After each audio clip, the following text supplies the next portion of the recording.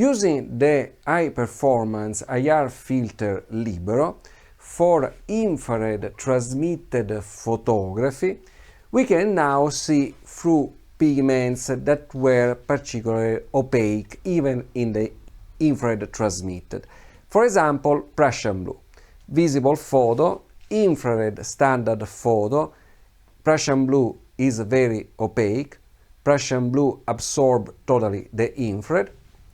Infrared transmitted with a standard filter. Prussian blue is still very opaque.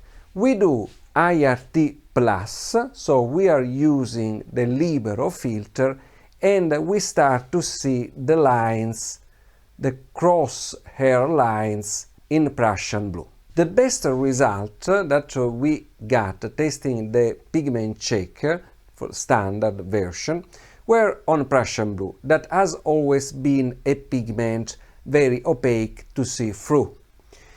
Other good results were obtained with blue bias. So over here we see that when we do the infrared transmitted, we start to see some of the lines, crosshairs lines, but definitely they become more apparent with IRT plus, infrared transmitted using the LIBERO filter.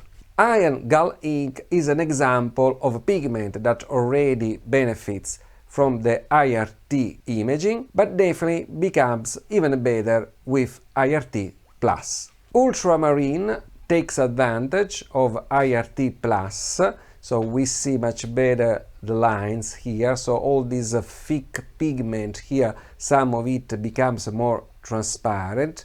Another good result is on burnt sienna, so IRT plus, much more defined lines. For the other pigment we have a bit of improvement, so like in yellow ochre, IRT, we see already the lines, IRT plus a little bit better. Azurite, so over here IRT plus, the lines becomes a bit more transparent. So same for red ochre, IRT and IRT plus.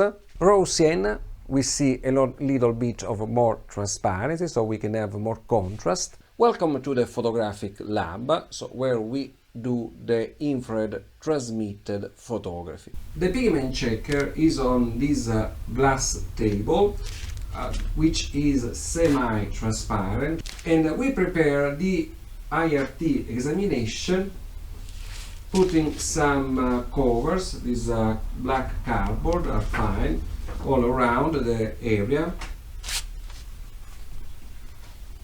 so that the camera is not overwhelmed by the light that will go through this, because the light is coming from the back.